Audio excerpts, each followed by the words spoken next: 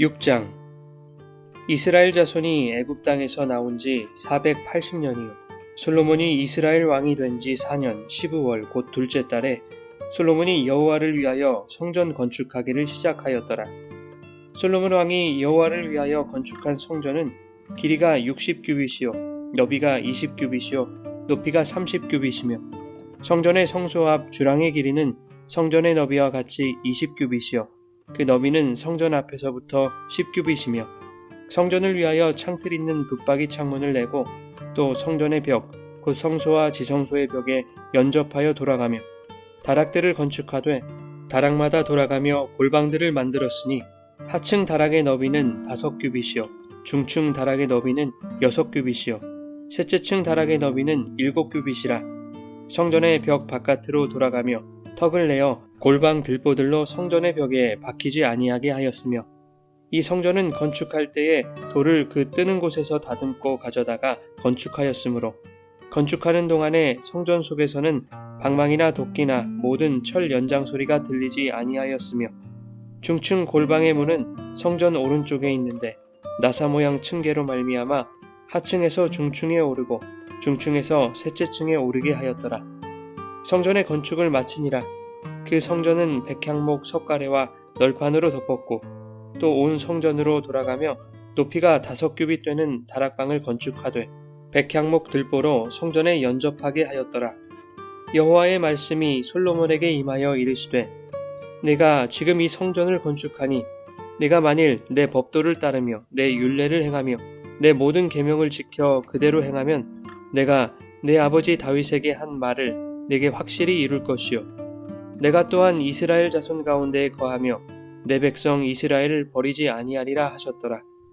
솔로몬이 성전 건축하기를 마치고 백향목 널판으로 성전의 안벽 곧 성전 마루에서 천장까지의 벽에 입히고 또 잣나무 널판으로 성전 마루를 놓고 또 성전 뒤쪽에서부터 20규빗 되는 곳에 마루에서 천장까지 백향목 널판으로 가로막아 성전의 내소 곧 지성소를 만들었으며 내소 앞에 있는 외소 곧 성소의 길이가 40규빗이며 성전 안에 입힌 백향목에는 박과 핀 꽃을 아로새겼고 모두 백향목이라 돌이 보이지 아니하며 여호와의 언약궤를 두기 위하여 성전 안에 내소를 마련하였는데 그 내소의 안은 길이가 20규빗이요 너비가 20규빗이요 높이가 20규빗이라 정금으로 입혔고 백향목 제단에도 입혔더라.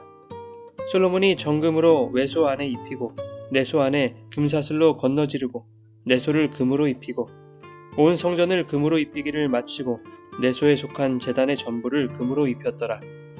내소 안에 감람나무로 두 그룹을 만들었는데 그 높이가 각각 10규빗이라 한 그룹의 이쪽 날개도 5규빗이요 저쪽 날개도 5규빗이니 이쪽 날개 끝으로부터 저쪽 날개 끝까지 10규빗이며 다른 그룹도 10규빗이니 그 두 그룹은 같은 크기와 같은 모양이요 이 그룹의 높이가 10규빗이요 저 그룹도 같았더라.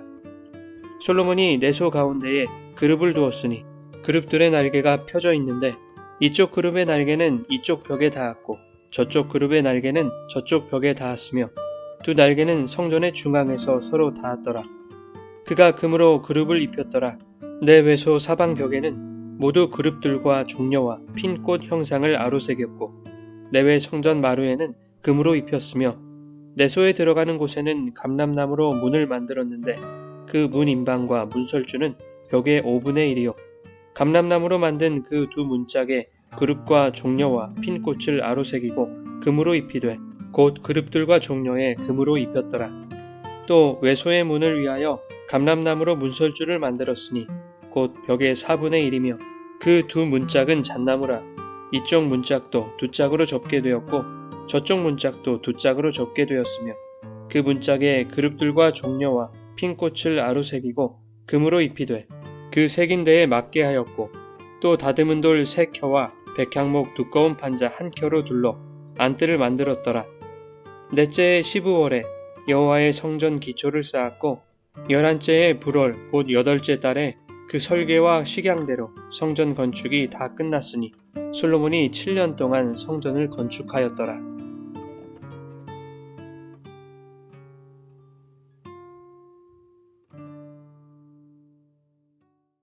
여러분 좋은 아침입니다. 오늘도 말씀의 은혜가 여러분의 삶에 풍성히 임하기를 소망합니다.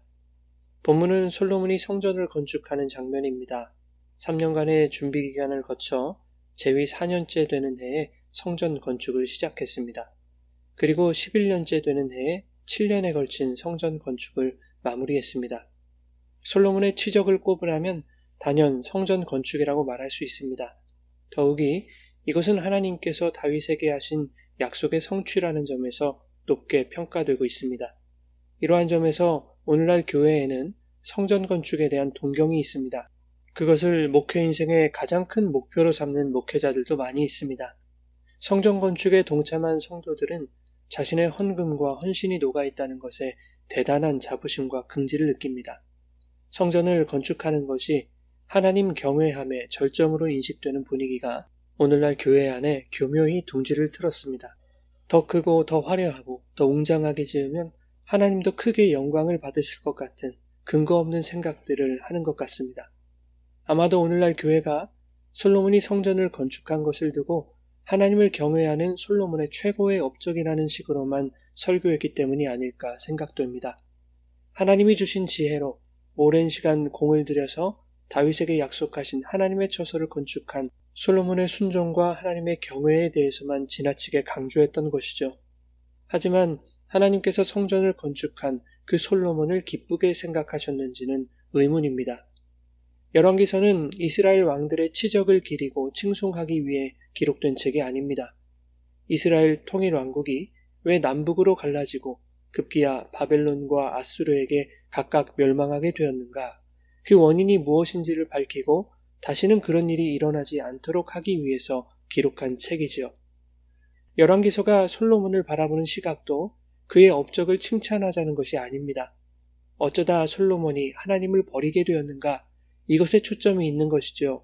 그것에 성전 건축도 관련이 되어 있는 것입니다. 사무엘하 7장에서 다윗이 하나님을 위하여 성전을 짓겠다는 마음을 품자 하나님은 선지자 나단을 통해 지금까지 나는 집에 살지 아니하고 장막과 성막 안에서 다녔다라고 말씀하시면서 집은 네가 나를 위해 만들 수 있는 것이 아니라 여호와가 너를 위하여 집을 짓는 것이다 라는 것을 말씀해 주셨습니다. 그럼에도 불구하고 다윗의 몸에서 날씨, 즉 솔로몬에 의한 성전 건축을 허락해 주시죠. 그 이유는 이스라엘이 광야에서 유랑하는 삶을 살다가 이제 가나안 땅에 들어간 이후 정착 생활로 바뀌었기 때문입니다. 광야에서 이스라엘은 성막을 중심으로 살았습니다.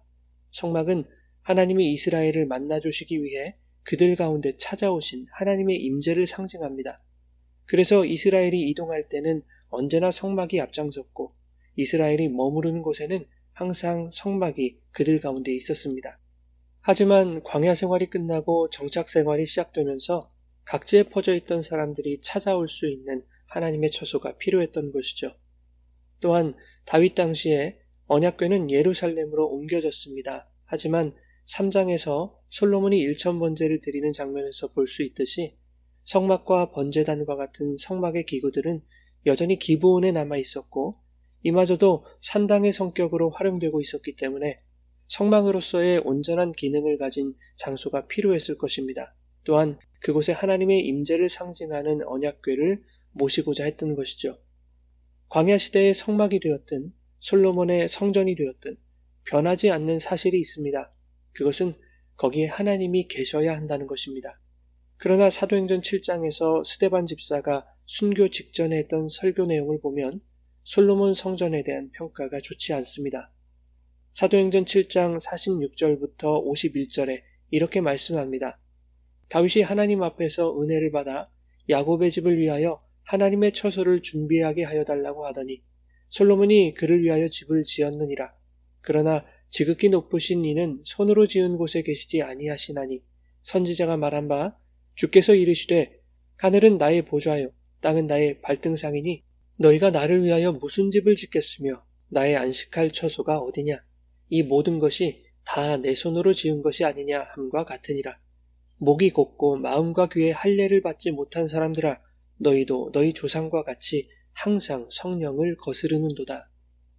스데반 집사는 장사하고 환전하던 그 타락한 예루살렘 성전을 솔로몬 성전에 비유하고 있는 것입니다. 그런 곳에 과연 하나님이 계실 수 있는가? 유대인들아, 너희도 너희 조상처럼 성령을 거스르고 있구나 라고 일갈하고 있는 것이죠. 그 조상들 가운데는 솔로몬도 포함되는 것입니다. 성막의 정신을 계승한 성전은 이스라엘에 분명 필요한 것이었습니다. 그러나 훗날 이스라엘은 그들에게 성전이 존재한다는 것 자체만으로도 자신들의 안전을 확신했습니다.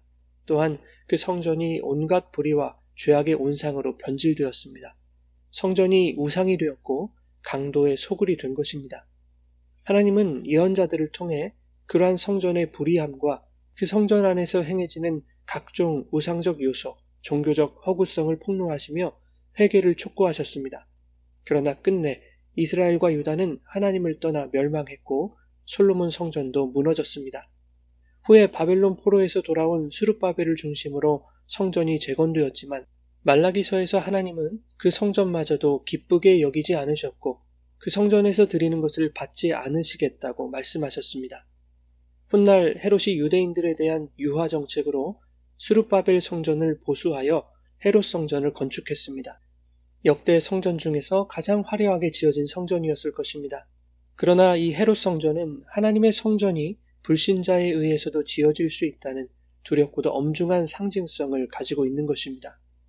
복음서에서 예수님은 바로 그 성전을 저주하셨습니다. 비둘기 팔고 환전하는 강도의 소굴로 변해버린 성전을 헐고 자신이 사흘 동안 새 성전을 일으키시겠다고 말씀하셨습니다.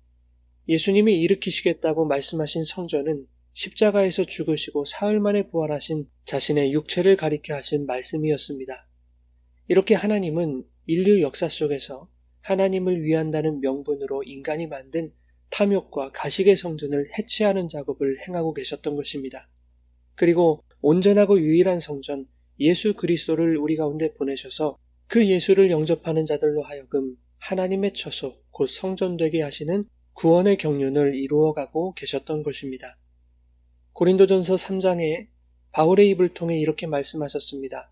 너희가 하나님의 성전인 것과 하나님의 성령이 너희 안에 거하시는 것을 알지 못하느냐? 하나님의 성전을 더럽히면 하나님이 그 사람을 멸하시리라.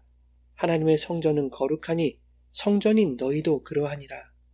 결국 성경은 사람의 손으로 성전 짓는 것을 칭찬하시겠다는 말이 아니라 너희를 하나님과 같이 거룩한 성전으로 만들어 내가 너희 안에 거하겠다는 말씀인 것입니다. 이러한 성경의 흐름과 맥락을 알고 있다면 오늘 본문에서의 성전 건축을 어떻게 바라보아야 할 것인지 다시 한번 생각해 보지 않을 수 없는 것입니다.